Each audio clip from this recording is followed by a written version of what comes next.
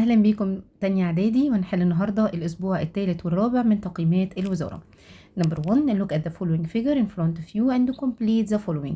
قدامي طبعا ال 3 states of matter، قدامي السوليد والليكويد والجاز. نخلي بالنا بيقول لي ايه. The matter changes from one state to another by، يعني انت ممكن تحول من السوليد للليكويد للجاز عن طريق حاجتين. يا ترى عن طريق مين؟ اكيد طبعا في برايمري كنا واخدين ان هو عن طريق الكولينج او عن طريق الهيتنج. لما كبرنا السنه دي عرفنا ان الهيتنج يعني gaining thermal energy والكولينج يعني losing thermal energy.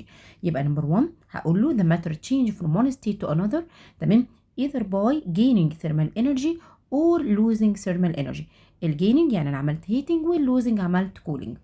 رقم 2 when the particles of matter acquires، كلمة acquire يعني gain. احنا اتفقنا بنعمل جيننج لمين؟ اكيد طبعا يبقى gaining thermal energy. the kinetic energy of the particles increases، اكيد طبعا لو انت اخدت thermal energy يبقى على طول الكينيتيك انرجي بتاعتك بتزيد. طيب الاتراكشن فورسز بتوين البارتكلز، طبعا زي ما درسنا ان الاتراكشن فورسز باي جيننج ثيرمال انرجي بيحصل لها ويكن. يعني ايه يعني ويكن؟ يعني بتضعف. تمام. طب وايه اللي بيحصل للانتر بارتكل سبيسز؟ بتبتدي ان هي تزيد. طب انا عملت الاتراكشن فورسز ويكن وخليت الانتر بارتكل سبيسز انكريزز، يبقى انا هحول كده الماتر بتاعتي من السوليد وتبقى ليكويد، ولو زودت كمان في الهيتنج هتتحول تبقى جاس. رقم 3 بيقولني when the particles of matter lose dot، احنا متفقين losing هيبقى lose thermal energy. ايه اللي هيحصل للكينيتيك انرجي؟ طبعا الكينيتيك انرجي decreases، فانا هحط في اول سبيس losing thermal energy and the kinetic energy decreases. السؤال رقم 4 at normal atmospheric pressure. النورمال atmospheric pressure هو عبارة عن atmospheric pressure at the sea level. the melting point of ice equal، أكيد طبعا رقم محفوظ، 0 degree Celsius while the boiling point of water equals 100 degree Celsius. رقم 5 بيقول the process of dot is opposite to the process of dots and the process of freezing is opposite to the process of what.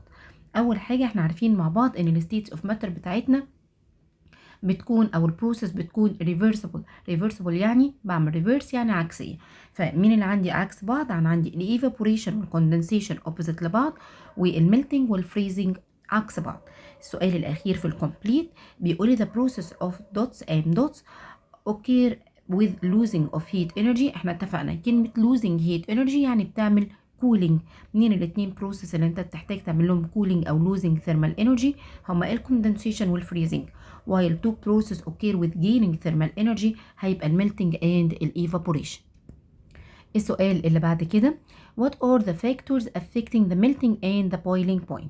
طبعا انا عارف ان الفاكتورز اللي affecting الميلتنج والبويلينج بوينت هما حاجتين، الاتموسفيريك pressure and the degree of purity of the substance. تعال نشوف مع بعض الاسئله اللي على البورت ده. نمبر 1 بيقول لي complete the pure water boils at، طبعا رقم محفوظ at 100 degree Celsius، وكلمه pure يعني ما فيهاش اي impurities او ما فيهاش شوائب.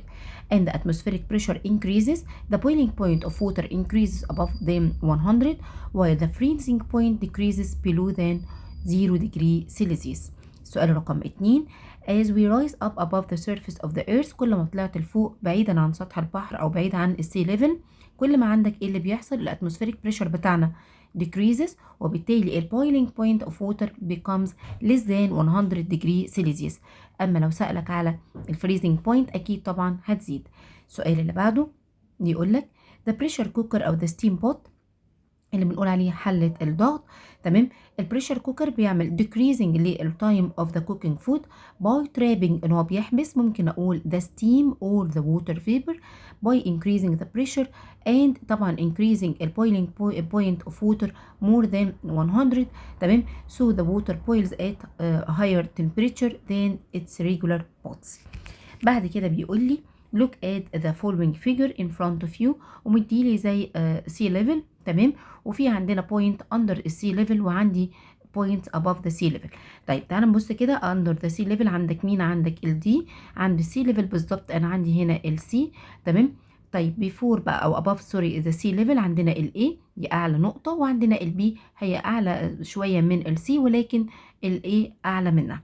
فبيقول لي the highest boiling point of water is at the point، طبعا كل ما احنا قلنا مع بعض as you go above the sea level تمام. the atmospheric pressure decreases and the boiling point decreases. العكس as you go under the sea level the atmospheric pressure increases وبالتالي ال boiling point هتزيد. يبقى أعلى نقطة دور على حاجة تحت السي ليفل، يبقى أنا هختار دي. تمام. طب ليه؟ احنا قلنا مع بعض because the atmospheric pressure is high. طب at the lowest boiling point يبقى لازم تطلع above the sea level، لازم تطلع أقل عندك boiling point، يبقى أنا هختار أعلى ارتفاع اللي هو عبارة عن مين؟ اللي هي ال A اللي عندها يكون lowest atmospheric pressure. طيب at point C دي طبعا عند sea level بالظبط، يعني عند normal atmospheric pressure، فهتكون ال boiling point of water equals 100 degree Celsius. بعد كده بيقول لي the boiling point of water B is higher than its boiling point of dots and lower than dots. طبعا البي احنا قلنا مع بعض البي موجودة في النص. تمام. طب مين اللي فوقيها؟ الاي وبعديها تحتيها عندنا السي والدي. كل ما هنطلع لفوق كل ما البويلنج بوينت بتاعتك هتقل، كل ما هننزل لتحت كل ما البويلنج بوينت هتزيد. يبقى البي اعلى من مين بالظبط؟ الاي هتبقى اعلى هاير ذان الاي ولور من مين؟ عن السي والدي. بعد كده بيسألك على correct descending order. كلمة descending يعني انت بترتب from the largest to the smallest. descending يعني تنازلي، يبقى من الكبير للصغير. تمام. يبقى اعلى boiling point الدي، بعدها يبقى السي، بعد كده البي، الاي، فالتشويس هيكون عندك الاخير. بعد كده بيتكلم بيقول لي dots affecting the attraction forces between the particles of the pure substance and change the quantity of dot required to change its state so the both dots and dots points of the substance will change. البارت ده يا ولاد لازم اكون حافظه كويس ان ال impurities اللي هي عباره عن الشوائب affecting the attraction forces between the particles of the pure substance. يعني لو البيور substance عندي فيها impurities او شوائب بتأثر على كمية مين؟ ال quantity او ال amount of energy required to change it from one state to another. علشان كده في عندك 2 points هيبتدي يتأثروا، ال melting وال boiling point. السؤال اللي بعده بيقول لي the matter undergoes series of some reversible physical properties. احنا قلنا reversible يعني عكس بعض. تمام. طيب ده بيحصل عن طريق مين؟ يا اما عن طريق losing or the gaining thermal energy. بيكمل البروسيس بتاعتنا الميلتنج ريفيرس اوف مين؟ طبعا الميلتنج عكسها الفريزنج، الكوندنسيشن هتبقى الاوبوزيت للايفابوريشن، السبليميشن عكس الديبوزيشن. افكرك بالسبليميشن. السبليميشن ان انا كنت بعمل conversion of the matter from the solid state to the gas state directly without passing through the liquid state. تمام. وكان عندي ليها 2 اكزامبل، السبليميشن بتاع الدراي ايس والسوليد ايودين. تمام. طيب بعد كده هنمشي بقى بالعكس، يبقى انا لو هحول او conversion او changing the matter or the substance from the gas state to the solid state directly without passing through the liquid state، ده كان طبعا مين؟ الديبوزيشن. وقلنا مع بعض الاكزامبل بتاعنا كان عبارة عن الفورميشن اوف فروست او ان هو فورميشن للصقيع او تكون الصقيع. بعد كده بيقول لي the water vapor condenses. تمام. when it loses، احنا اتفقنا اللوز والجين هي عبارة عن thermal energy. تمام. بعد كده بيقول لي the wet clothes dry when we left exposed to the air without reaching the boiling point. From the above statement the degree of water evaporation is dot its boiling point. طبعا اكيد واحنا بننشر الهدوم، تمام، عشان الهدوم تنشف احنا بنسيبها exposed to the air without reaching the boiling point اكيد، لان الايفابوريشن بيحصل فين؟ at any temperature وبشرط يكون less than the boiling point. بعد كده بيقول لي الفاكتورز affecting the rate of evaporation. ميس احنا عارفين مع بعض ان انا I have many factors that affect the rate of evaporation of the liquid. طيب كانوا مين هما؟ كان عندنا نمبر 1 التمبريتشر، رقم 2 السيرفيس اريا اوف ذا ليكويد، رقم 3 كان عندي الاير كورنتس، رقم 4 الهوميديتي برسنتج او نسبه الرطوبه. طب هو بيقول لي explain the relation between them. هقول له ان التمبريتشر والسيرفيس اريا والاير كورنتس، تمام، the rate of evaporation increases by increasing التلاتة دول. يعني لو زودت التمبريتشر rate of evaporation increases، وكذلك السيرفيس اريا وبرده الاير كورنتس. مين عندك اللي ماشيه معاه بالعكس؟ the rate of evaporation decreases by increasing the rate of humidity. لو زودت الرطوبه هتقل مين؟ rate of evaporation. بعد كده في صفحه 10 بيقول لي الكوفي that dissolve in water تمام than the regular coffee. افتكر كده مع بعض الانستنت كوفي كانت عباره عن القهوه سريعه الذوبان او النسكافيه اللي انتوا بتحبوا تشربوه. طيب الانستنت كوفي ده طبعا بيدوب في الميه بسرعه جدا، اسرع من الريجولار كوفي اللي جايه او القهوه العاديه اللي جايه باي جرايندنج اوف ذا البينز، اللي هو ان انا اطحن البن نفسه. تمام. طيب انا بعملها ازاي؟ احنا قلنا باي exposing sprayed concentrated coffee عن طريق hot dry air، والتمبريتشر بتبقى 250 degree Celsius. The increase in the surface area of the spray coffee droplets exposed to the hot air increase the rate of طبعا increasing الريت بتاع evaporation، وبعد كده بيعمل لي the formation of solid instant coffee crystals. طيب بعد كده مديلك مجموعة من الحاجات عايز يقارن بينها وتكتب لها مين الديفينيشن. تمام. طيب what's meant by melting؟ melting is the process of the changing the substance from، هو بنعمل melting تمام، يبقى solid state to the liquid state by gaining thermal energy or by heating. الفريزنج هي عبارة عن conversion أو changing the matter or the substance from the liquid state to the solid state by cooling or by losing thermal energy. طيب what's meant by evaporation والبويلنج؟ انا عامله لك بينهم مقارنه. تعال نبص كده مع بعض. الايفابوريشن هي عباره عن الكونفرجن اوف matter from the liquid to the gas to at any temperature less than the boiling point، يعني اقل من درجه الغليان. تمام. اما البويلنج هي عباره عن conversion of matter from a liquid state to the gas state at certain point، ودي بتكون البويلنج بوينت. من الحاجات اللي طالب منك برضو تعرفها الميلتنج بوينت والبويلنج بوينت. الميلتنج بوينت it is the temperature at which the matter begins to change from solid to liquid. اما البويلنج بوينت it is the temperature at which the matter begins to change from liquid to gas. من الحاجات المهمه الجديده السنه دي نخلي بالنا منها الديفينيشنز بتاعت السبليميشن والديبوزيشن. sublimation is changing the substance directly from the solid state to the gaseous state without passing through the liquid state. الأسئلة اللي بعد كده بيقولي complete at the normal atmospheric pressure the melting point of ice equal. احنا اتفقنا النورمال atmospheric pressure يعني the atmospheric pressure at the sea level. الميلتنج بوينت بتاعت الايس بتبقى 0 degree Celsius و the boiling point equal 100 degree Celsius. نمبر 2 the evaporation طبعا process is reversed to الكوندنسيشن كنا لسه قايلينها، وان الفريزنج عكسها مين الميلتنج.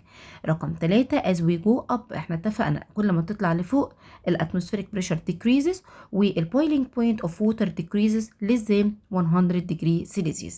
رقم 4 بيقول dot change of matter is not accompanied by formation of new substance while dot change produce a new substance. طبعا الفيزيكال تشينج اوف ماتر ده ما بيعملش اي نيو سبستانس. تمام. يعني بتحول مثلا من الووتر الليكويد لمثلا ووتر فيبر، او من السوليد اللي هو الايس للووتر الليكويد. مس انا ما غيرتش حاجه، هي H2O برضو، فده بنقول عليه فيزيكال تشينج مش كيميكال تشينج. يبقى الفيزيكال تشينج بيعمل ايه؟ doesn't change او doesn't form a new substance. اما الكيميكال تشينج هو اللي بيعمل لك new substance. رقم 5 the greatest kinetic energy of the matter is in dot and the least kinetic energy in طبعا dot. مين اللي عندهم كانت البارتكلز بتاعتهم بتتحرك randomly in all directions، بيتحركوا في كل الاتجاهات وعندهم kinetic energy عاليه؟ المهايبرين دول كانوا الجازو ستيت. اما يا عيني الحرام اللي كانوا قاعدين فايبريشن في البوزيشنز بتاعتهم بس فايبريشنال موشن كان طبعا مين السوليد. رقم 6 substance change from one state to another either by احنا قلنا heating او cooling يعني gaining or losing thermal energy. رقم 7 during dots and dots the process temperature of the material remain constant. احنا عارفين during الميلتنج والبويلنج الاتنين دول عندهم constant temperature، عشان كده دايما اقول لك مثلا يا ترى الميلتنج بوينت اوف ايس قد ايه او البويلنج بوينت اوف ووتر قد ايه، فانت بتقول الرقم على طول يا اما 0 يا اما 100، لان بتبقى عندهم التمبريتشر بتكون constant. السؤال اللي بعده the two factors that affect the melting and boiling point of the substance. أنا عندي اتنين بيأثروا لي على الميلتنج والبويلنج، الاتموسفيريك pressure and the degree of purity of the substance. طيب دوتس boils at 100 degree، الوحيد الليكويد اللي احنا عارفينه ده الووتر. تمام. وبعد كده بيقول لك البويلنج بوينت becomes قد ايه 100 degree، والفريزنج بوينت هتبقى قد ايه. احنا نفتكر مع بعض كده ان الاتموسفيريك بريشر لو حصل له increasing البويلنج بوينت increases. تمام. والفريزنج بوينت هتبقى اقل. العكس صحيح، لو الاتموسفيريك بريشر decreases البويلنج بوينت decreases، اما الفريزنج بوينت بتاعتك هتبتدي ان هي تزيد. بعد كده بيقول لك write the scientific term. The change of matter from solid state to the gas state directly without passing through the liquid state طبعا هتبقى sublimation. عكسها على طول لو انا حولت من الجاس state to the solid state directly يبقى deposition. Coffee dissolve in water faster than the regular coffee طبعا ده الانستنت coffee. A pot cooks the food faster because it traps the steam or بيعمل trapping أو بيحبس الووتر vapor ده البريشر كوكر. آخر واحدة عندنا في الساينتفك تيرم the temperature at which the matter change from solid state to liquid state أكيد طبعا ده هتكون الميلتينج بوينت. بعد كده عندنا مجموعة من الريزونز فور. هنقرا مع بعض اول سؤال. feeling uncomfortable in hot or humid weather. تمام هقول له because in hot weather the secretion of sweat اللي هو افراز العرق increases to reduce the feeling of heat يعني عشان اقلل الاحساس بالحراره. but when humidity percentage is high لكن لو كان عندنا الرطوبه بتكون عاليه تمام هيحصل ايه the rate of sweat evaporation decreases يعني لو انت عرقت هتفضل العرق على جسمك مش هيتطاير او مش هيبتدي يحصل له يتبخر من على جسمك وانت في الحاله ديت هتحس بايه feeling discomfort هتحس بعدم الراحه. سؤال رقم 2 the wet clothes dry faster on sunny days than the humid days يعني الهدوم المبلولة هتبتدي تنشف بسرعة في الأيام اللي فيها شمس عن الأيام اللي فيها رطوبة. هقول له because the higher temperature in sunny days increases the rate of evaporation so the clothes dry faster but in humid days the rate of evaporation decreases. آخر سؤال عندنا في الصفحة بيقولي the pressure cooker save الفيول اللي هو بيعمل على الحفاظ أو بينظم لك الاستهلاك الوقود. هقول له because trapping of water vapor أو the steam inside it during cooking increasing the pressure inside it and raises the boiling point of water above them 100 degree Celsius which reduces the cooking time and save the fuel. السؤال رقم 4 The boiling point of water decreases with increasing the altitude above the sea level. كلمة altitude يا سنة تانية يعني الهايت أو الارتفاع فهقول له because as the altitude increases كل ما هتطلع لفوق above the sea level the atmospheric pressure هيحصل له إيه بالظبط عكسه decreases and the temperature decreases by 1 degree Celsius for every 300 meter of altitude so the boiling point of water decrease below than 100 degree Celsius. السؤال اللي بعده بيقول لي the water evaporates faster from the pot when the stove temperature is raised يعني المية هتتبخر بسرعة وأسرع من الحلة أو البوت اللي انت حاطط عليه لو كانت التمبريتشر بتاعة البوتاجاز بتاعنا عالية. فهقول له because the rate of evaporation increases due to increasing the number of molecules that have sufficient thermal energy from the surrounding to escape from the surface to the liquid وبالتالي rate of evaporation increases by increasing the temperature. معناها ان rate of evaporation لو انا عليت النار تمام rate of evaporation هيزيد لان هيزيد عندك مين عدد الموليكيولز اللي ابتدت تبقى عندها كمية كافية من الثيرمال انرجي انها تعمل ايه تهرب escaping من الليكويد وتطلع لك على فوق وتتحول تبقى فيبر وبالتالي هزود لك كده مين ده طبعا حصل بزيادة التمبريتشر والاكل هيبتدي ان هو يستوي بسرعة. السؤال اللي بعده بيقول لي The clothes dry faster in summer than winter نفس الكلام اللي قلناه قبل كده. هقوله because the higher temperature in summer increases the number of molecules that have sufficient thermal energy هيبقى ياخدوا thermal energy كافية قوي ان هم يهربوا من السيرفيس بتاع الكلوز والريت of operation increases by increasing the temperature. سؤال رقم 7 بعد كده بيقول لي احنا كده خلصناه. هقول له برضو because ان الاير بيقول لي the wet clothes dry faster when exposed to the air currents يعني زيها بالظبط. هقول له because the air current increase the evaporation rate تمام وهيعمل لي evaporation for more water molecules from the surface of the clothes وبالتالي انت عملت evaporation molecules كتير ففي الحالة ديت الهدوم هتنشف اسرع. بعد كده compare between الايفابوريشن والبويلينج تمام عن طريق البوينتس اوف كومباريزن التمبريتشر والبليس اوف اوكيرنج اند افكت اوف ذا بريشر. الايفابوريشن التمبريتشر احنا اتفقنا الايفابوريشن بتحصل عند اي درجه حراره اوكيرز ات اني تمبريتشر بس بشرط ليس ذان ذا بويلينج بوينت. اما البويلينج بوينت بتكون محدده او البويلينج بروسيس اوكيرز ات سيرتن تمبريتشر او سيرتن بوينت اللي هي البويلينج بوينت. رقم 2 بليس اوف اوكيرنج يعني بتحصل فين. فقلت له الايفابوريشن بتحصل على الموليكول اون ذا سيرفيس اوف the liquid. اما البويلنج بيحصل على الموليكيولز كلها بتاعه الليكويد. اخر حاجه خالص البريشر. الايفابوريشن ما بتحبش البريشر، يعني لو انت زودت البريشر هي بيحصل لها decreasing. اما البويلنج صاحبه البريشر by increasing the atmospheric pressure the boiling process increases. السؤال اللي بعده عايزين نقارن بين الايفابوريشن والسبليميشن. تمام، وهنقول الديفينيشن وهنقول كمان اكزامبل. الايفابوريشن conversion of matter from liquid to gas at any temperature less than its boiling point. طب مثل اكزامبل زي مين؟ the changing of water to water vapor by الهيتنج. طب السبليميشن قال change the substance directly from the solid state to the gas state without passing through the liquid state. طبعا الإجابة أو الإكزامبل عندنا كان عندنا اتنين solid iodine والسبليميشن of the dry ice. السؤال اللي بعده choose the correct answer in which of the following process substance gain heat energy. احنا قلنا بعمل gaining امتى؟ في الميلتنج بالظبط كده، وعندك في السبليميشن لما تحول من السوليد للجازيس على طول. تمام، اما الفريزنج الكوندنسيشن الديبوزيشن كل دول بيحصلوا عن طريق مين؟ اللوزنج هيت انرجي. يبقى سبليميشن ممكن تمشي معاك، ومعاك الايفابوريشن برضو تمشي، ومعايا مين تاني؟ ومعايا الايه الميلتنج. يبقى ميلتنج والسبليميشن والايفابوريشن محتاجين هيت انرجي. رقم 2 when solid dry ice الكربون دايوكسيد is heated it turn direct to the gas without passing through the liquid state. يبقى انت بتعمل كده هتحول مين؟ هنحول السوليد تمام للجازيوس على طول، يبقى برضو ديت سبليميشن. تمام. السؤال اللي بعده بيقول لي The following table show a variety of places of different altitudes. أماكن ليها ارتفاعات مختلفة.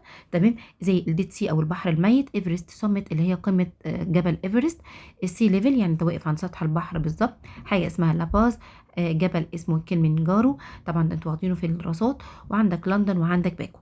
طيب مديني هنا التيتيود الارتفاعات بتاعتهم، الاولاني فيه بالنيجاتيف وفي عالي قوي وفي عند زيرو يعني واقف على سطح البحر بالظبط، وفي عندك حاجات كبيره وزي ما قلنا في حاجات صغيره. تمام، هو عايز يعرف بقى يا ترى البويلنج بوينت هتكون فين اعلى وفين اقل على حسب المكان. ببساطه يا شباب انا عملت حركه جميله قوي، اديني رسمت كده السي ليفل بتاعي اللي بيكون عند كام؟ اللي بيكون الالتيتيود بتاعه زيرو. خلاص احنا اتفقنا كل ما هتطلع لفوق ايه اللي هيحصل؟ ميس باي انكريزنج ذا التيتيود، كل ما بتطلع لفوق تمام والالتيتيود انكريزز البويلنج بوينت ديكريزز، يبقى اعلى واحد عندك هو اقل درجه حراره. طب ميس انزل بقى تحت اندر ذا سي ليفل، يعني ايه ميس؟ يبقى انا هنزل تحت السي ليفل as we go under sea level البويلنج بوينت انكريز. يبقى انا دلوقتي لو انا اخدت اول حاجه خالص تمام، هو عايز يعرف بقى مين البويلنج بوينت ديت بتاعت كل واحد مين. ميس يبقى ايفرست سوميت بتاعنا ده تمام، ده اعلى قمه عندنا. تمام، الراجل ده 8848 متر. تمام، تعال نشوف بقى اعلى قمه يكون عنده البويلنج بوينت ايه، هي اعلى حاجه ولا اقل حاجه؟ تفتكر تتوقع ايه؟ طبعا اكيد بالعقل كده انت اعلى ارتفاع يبقى اقل بويلنج بوينت. تمام، هنبتدي نشوف مع بعض كده، يعني سي مثلا احنا رتبناهم خلاص على حسب مين زي ما اتفقنا مع بعض. الاعلى ارتفاع above the sea level يبقى اقل بويلنج بوينت، والعكس صحيح. لو انت نزلت لتحت تمام under the sea level عند اخر نقطه خالص او اقل نقطه خالص في الارتفاع دي اعلى بويلنج بوينت. فانا رتبتهم بالارتفاع، ايفرست سوميت ده اول واحد في الارتفاع، بعد كده في عندنا كلمنجارو، فبعد كده لاباز، بعد كده لندن، بعد كده السي ليفل. طب مين اللي تحت السي ليفل؟ عندك باكو وعندك الديد سي. تمام، احنا اتفقنا مع بعض كل ما هنزود الارتفاع كل ما البويلنج بوينت بتاعتنا مالها هتقل. يبقى انا دلوقتي اعلى ارتفاع عندي اقل درجه حراره. فين اقل درجه حراره عندك؟ 69، يبقى دوت رقم 2 اللي هو عباره عن ايفرست سوميت. تمام، طب بعد كده في من الارتفاع عندك كلمنجارو. تمام، ده اللي بعديه على طول، يبقى هات حد اكبر من 69 بشويه. يبقى انا عندي مين؟ يبقى انا عندي اللي هو عباره عن مين فوقيه على طول، هو رقم 5 هتبقى 80.33. بعد كده لاباز تمام هياخد رقم 4. اما عندنا الباقيين بقى رقم 1 هيبقى الديد سي اعلى واحد عندنا اقل حاجه خالص. تمام، ورقم 5 مين اللي اخده؟ بالظبط كده احنا قلنا كلمنجارو ولاباز وعندنا ايفرست سوميت. يعني هتعملي زي عمليه لعبه كده صغننه كده، مش عايزه اقعد اطول عليك الفيديو. تمام، بص على اعلى واحده، فايفرست سوميت بقت رقم 2 خلاص. وبعد كده عندك رقم 1 هيبقى طبعا اعلى واحد خالص هو عباره عن الديد سي اعلى درجه حراره هنبتدي نشوف زي ما قلنا الالتيتيود اعلى واحد هياخد اقل بويلينج بوينت، تمام، والعكس صحيح. عندك اللي هو under the sea level اللي بالنيجاتيف يبقى دوت اعلى بويلينج بوينت. اشوفكم على خير ان شاء الله فيديو جديد. سلام عليكم ورحمة الله.